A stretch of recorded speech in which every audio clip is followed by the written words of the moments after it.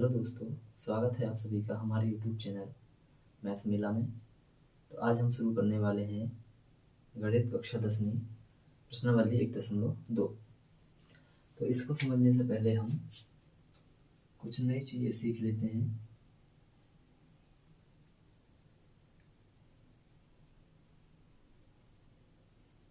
हमें सीखनी पड़ेगी कुछ नई तकनीक ताकि हम इसे आगे सॉल्व कर सकें।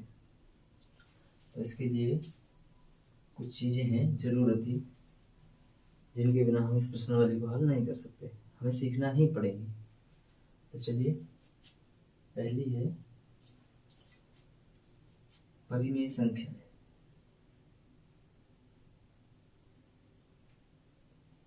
परिमेय संख्याएं, परिमेय संख्याएं क्या कहलाती हैं, हमें ये सीखना है। परिमेय संख्याएं ऐसी संख्याएं होती हैं, ऐसी संख्याएं जिनको P/Q के रूप में व्यक्त किया जा सकता है।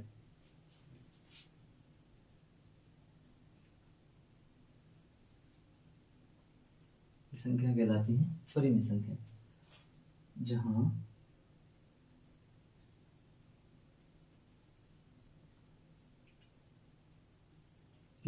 Q बराबर नहीं होना चाहिए जीरो के, Q बराबर जीरो के नहीं होनी चाहिए, यानी हर जीरो नहीं होना चाहिए। और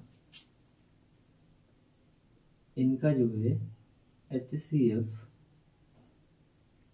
PQ एक होना चाहिए। क्या होना चाहिए? एक। इन दोनों संख्याओं का HCF मासा एक होना चाहिए। इसके बाद हम देखेंगे, जैसे P/Q, यानी हम देखते हैं, हम लिख सकते हैं 3/4। उदाहरण के लिए 3/4, 4/7, 5/3। तो यहाँ देख सकते हैं कि Q बराबर जीरो नहीं है। Q का मतलब है हर, यहाँ हर जीरो नहीं है। और यदि देखा जाए तो इन दोनों का HCF यानी मासा, इन दोनों का मासा एक ही होगा, क्योंकि इनमें कोई भी चीज कॉमन नहीं है, इसलिए इनका मासा एक होगा। इसी प्रकार दूसरा होता है अपरिमेय संख्या।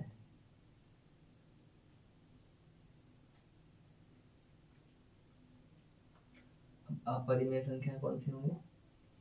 वे सभी संख्याएं या फिर ऐसी संख्याएं जिन्हें हम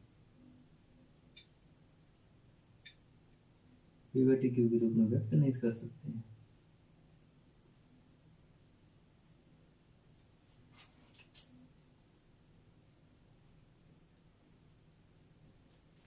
व्यक्त नहीं किया जा सकता। ऐसी संख्याएं जिनको हम P/Q के रूप में व्यक्त नहीं कर सकते हैं अपरिमेय संख्याएं कहलाती हैं। जैसे उदाहरण देख लें, उदाहरण के लिए हम देख लें तो √3, √4, √5, 4, √3, √7 और √5।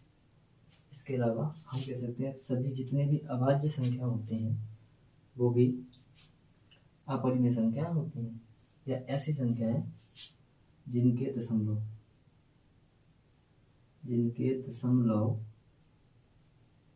प्रसार अशांत अनावर्ती होते हैं।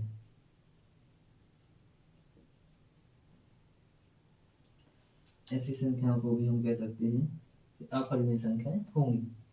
जैसे 1.34532150020 ऐसे करके अनंत तक यदि कोई संख्या जाती है तो हम इसे कहेंगे अपरिमेय संख्या, क्योंकि हम इसे P/Q के रूप में व्यक्त नहीं कर सकते। पहला सवाल कह रहा, सिद्ध कीजिए कि √5 एक अपरिमेय संख्या है। अब देखिए, हम पहले भी पढ़ चुके हैं अभी कि जिन संख्याओं में रूट लगा होता है वो संख्या अपरिमेय होती हैं यदि उनका वर्गमूल नहीं निकल रहा है। तो 5 का कोई वर्गमूल भी नहीं है और ये अपरिमेय संख्या होगी। लेकिन सिद्ध करना है हमें अपरिमेय है, तो ये बताना है। ये बताने के लिए जब कह ही दिया है तो कर लेते हैं। तो इसके लिए हम मानेंगे, माना √5 एक अपरिमेय संख्या है। हम मानेंगे कि √5 एक परिमेय संख्या है, परिमेय संख्या है, तथा अब यदि एक परिमेय संख्या है तो हम लिख सकते हैं कि इसको हम p बटे q के रूप में लिख सकते हैं। √5 बराबर होगा p बटे q के। अब यदि ये p बटे q के रूप में है तो हम यहाँ लिखेंगे जहाँ p और q सहअभाज्य संख्याएं हैं,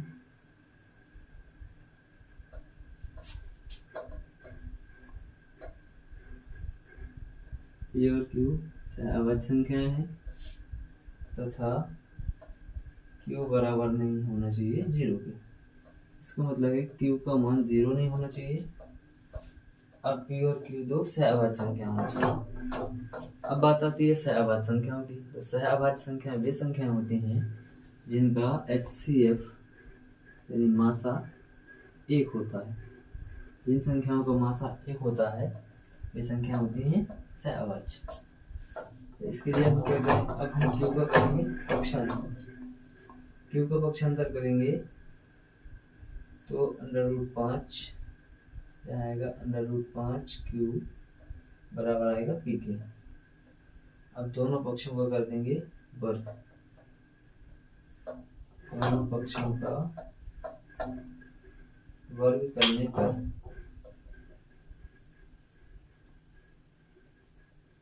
पक्षों का वर्ग करने पर हम देखते हैं कि 5 का वर्ग करेंगे तो आएगा 5, q का वर्ग करेंगे तो q² और यहाँ आएगा p²।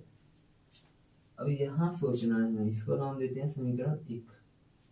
यहाँ पे सोचना है 5 का यदि हम पक्षांतर करते हैं तो ये p के बटे में जाएगा, और जब बटे में जाएगा तो 5 इस p² को विभाजित करेगा और p को भी विभाजित करेगा।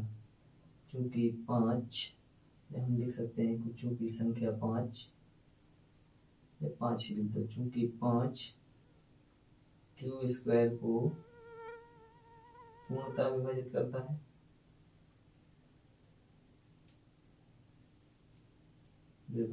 करता है, इसीलिए 5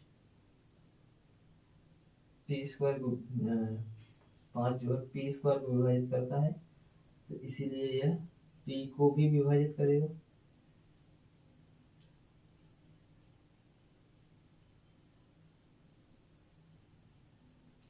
क्या करेगा, यदि 5 p² को विभाजित करता है तो ये p को भी विभाजित करेगा। हमने देखा ये 5 ने p को विभाजित किया। अब हम क्या करेंगे, अब लिखेंगे p बराबर 5r, कोई अन्य अचर ले लेते हैं दूसरा। तो p बराबर 5r, तो दोनों पक्षों का फिर से वर्ग करेंगे, दोनों पक्षों का पुनः वर्ग करने पर क्या प्राप्त होगा हमें, यहाँ प्राप्त होगा p², यहाँ हो गया p 25 r²। तो देखते हैं समीकरण 1 में देखें तो p² बराबर 5q² है, तो p² के स्थान पर रख देंगे 5, q² बराबर में आएगा 25 r²। 5 से काटेंगे 25 को, 5 एकम 5, 5 25, यहाँ बचा 5, तो q² बराबर 5 r²।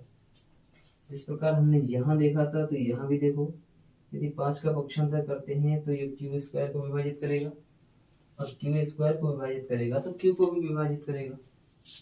तो अब हम लिखेंगे चूंकि 5 q² को पूर्णतः विभाजित करता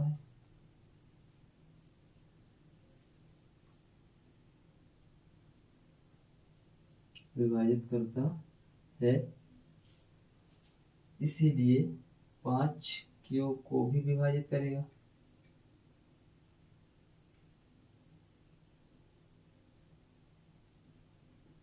q को भी विभाजित करेगा।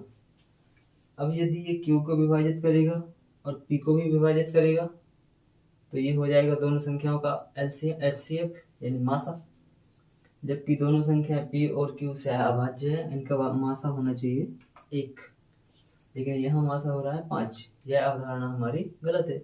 हमने ये गलत सोच लिया है कि सहभाज्य संख्याएं हैं और इनका HCF 1 होना चाहिए, लेकिन हमारी यह अवधारणा गलत है। क्योंकि 5 क्योंकि HCF PQ बराबर है 5, जो कि 1 के बराबर नहीं है। हमारी यह अवधारणा गलत है। कौन सी अवधारणा गलत है भाई? हमारी यही अवधारणा गलत है कि हमने सोचा ही क्यों था कि √5 एक परिमेय संख्या है। हमारी यह अवधारणा गलत है। और जब गलत ही सोच लिया है तो हम कह सकते हैं, अतः हम कह सकते हैं कि √5 एक अपरिमेय संख्या होगी। अपरिमेय संख्या है। तो इस प्रकार की जो भी संख्याएं हमें मिलेंगी तो हम उनको इसी प्रकार से हल करेंगे।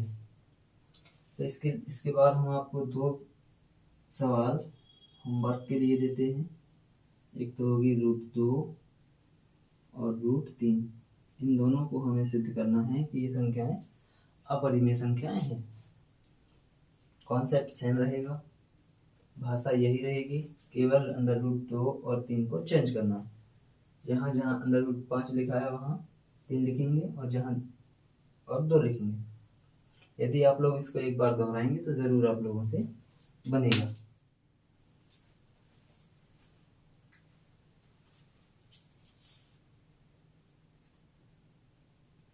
सिद्ध कीजिए कि 3 + 2 √5 एक अपरिमेय संख्या है।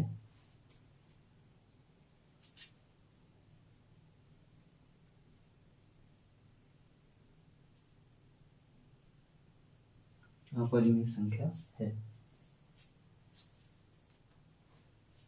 तो चलिए चलते हैं सवाल नंबर 3 की ओर। तो हम करेंगे हल सवाल नंबर 3 को। जैसा कि हम जानते हैं, हमने पिछला सवाल किया है, यदि कोई संख्या अपरिमेय है और उसे सिद्ध करना है तो हमें मानना ही पड़ेगा कि यह संख्या परिमेय है। तो हल करते हैं। हल क्या होगा? हमें मानना है कि माना 3 + 2 √5 एक परिमेय संख्या है।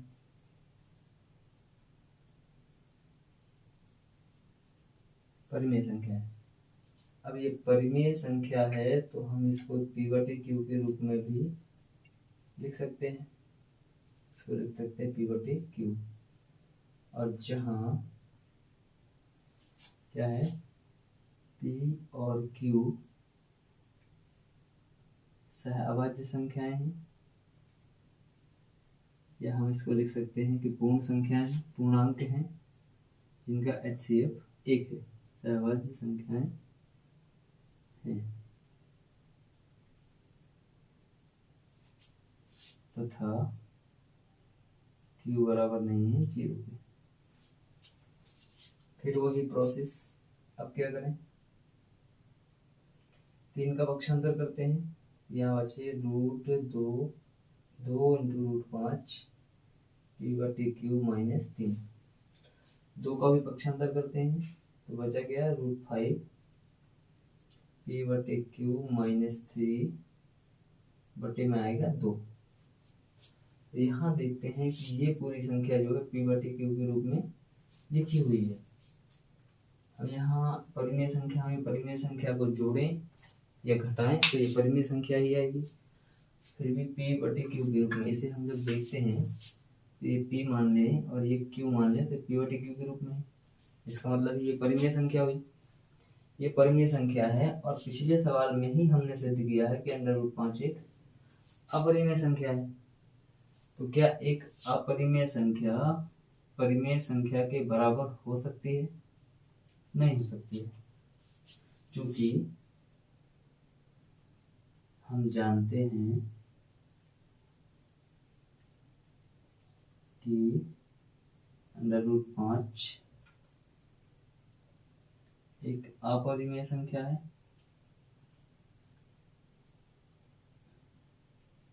√5 एक अपरिमेय संख्या है, इसीलिए समीकरण 1 से लिख सकते हैं कि √5 बराबर नहीं होगा P/Q-3/2 के। अब जब ये बराबर नहीं होंगे तो हम कह सकते हैं कि ये संख्या अपरिमेय संख्या होगी। अतः 3 + 2√5 एक अपरिमेय संख्या है।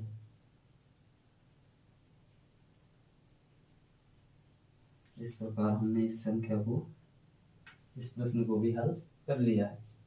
तो आप लोग स्क्रीनशॉट ले सकते हैं। अगला सवाल,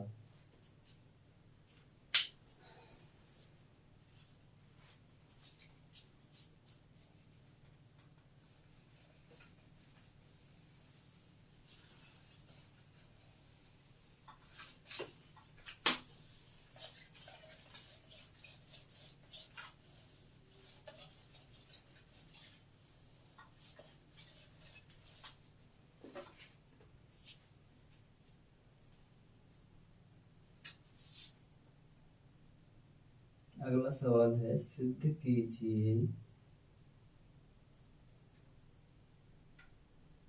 कि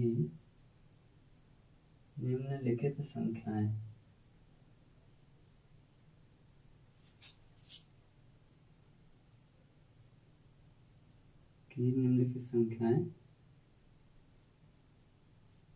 अपरिमेय संख्याएं।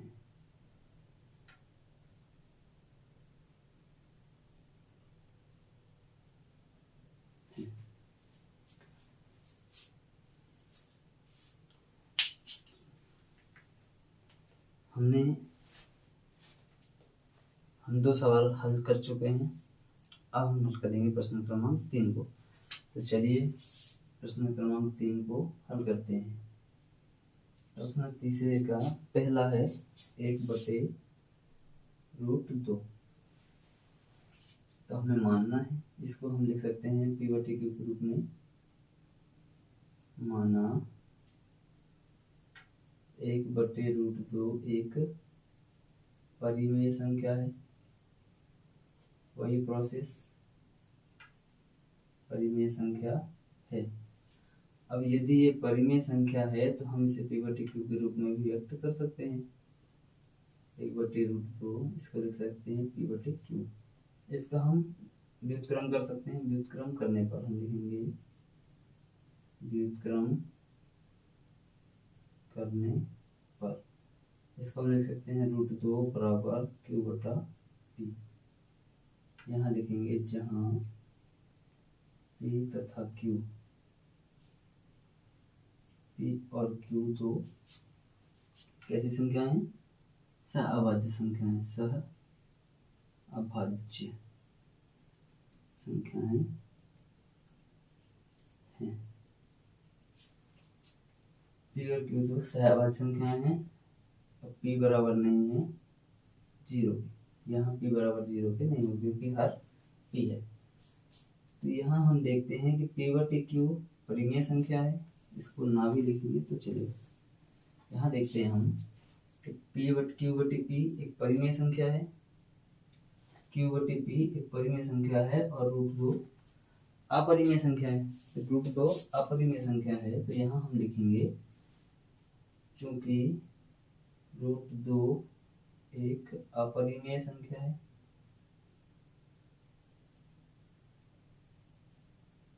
अपरिमेय संख्या है।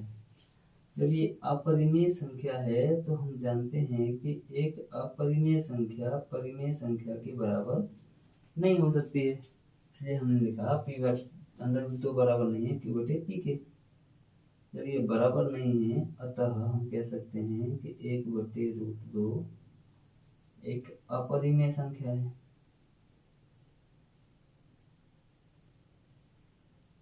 अपरिमेय संख्या है। इसी के साथ इसका दूसरा सवाल भी कर लेते हैं। दूसरा है इसी का दूसरा क्या कहता है, 7√5। 7√5 इसको भी हमें सिद्ध करना है कि ये अपरिमेय संख्या है। तो हम मानेंगे, माना 7√5 एक परिमेय संख्या है। परिमेय संख्या है तो हम इसको लिखेंगे 7√5 बराबर पी बटा क्यू। हमने पी बटे क्यू लिखा है तो 7 का करेंगे पक्षांतर, तो आएगा √5 बराबर पी बटा 7 क्यू। यहाँ भी देखें तो ये पी बटे क्यू है और ये √5 है। चूंकि √5 एक अपरिमेय संख्या है, ये हम जानते हैं, पढ़ चुके हैं, अपरिमेय संख्या है, इसको हम सिद्ध कर चुके हैं। अब यदि ये अपरिमेय संख्या है तो परिमेय और अपरिमेय कभी बराबर नहीं होती, इसलिए √5 बराबर नहीं होगा पी बटे 7 क्यू के। अतः हम कह सकते हैं कि 7√5 एक अपरिमेय संख्या है।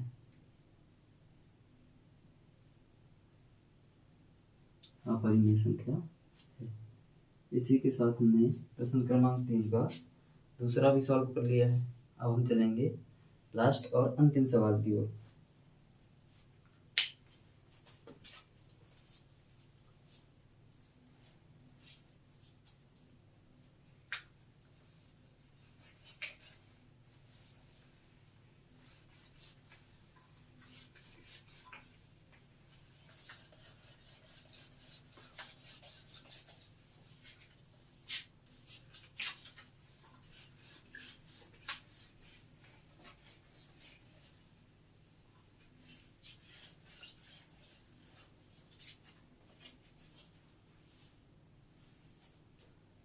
अब हम हल करेंगे प्रश्न 3 का तीसरा सवाल।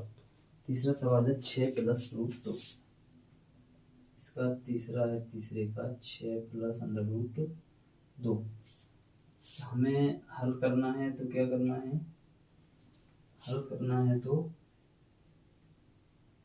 मानना ही पड़ेगा, माना 6 + √2 एक परिमेय संख्या है। अब यदि ये परिमेय संख्या है तो हम लिख सकते हैं कि 6 + √2 बराबर पी बटे क्यू।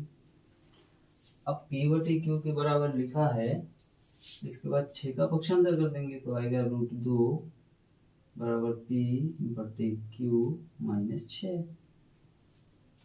तो हमें पता होना चाहिए कि परिमेय संख्या को परिमेय संख्या से यदि जोड़ते हैं तो हमें परिमेय संख्या ही प्राप्त होती है।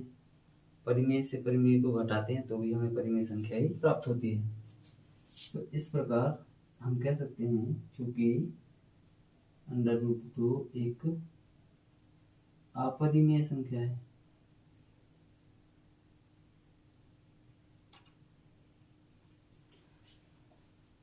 तो समीकरण 1 से हम लिख सकते हैं, समीकरण 1 से, इसीलिए समीकरण 1 से हम लिख सकते हैं कि √2 बराबर नहीं होगा पी बटे क्यू माइनस 6 से, क्योंकि ये परिमेय संख्या है और ये अपरिमेय संख्या है, इसलिए ये दोनों बराबर नहीं हो सकते। अतः हम कह सकते हैं, अतः 6 + √2 एक अपरिमेय संख्या होगी, अपरिमेय संख्या है। इसी के साथ हमने प्रश्नावली 1.2 को कर दिया है समाप्त। तो आप सभी को धन्यवाद। जय हिंद, जय भारत। जय बुंदेलखंड।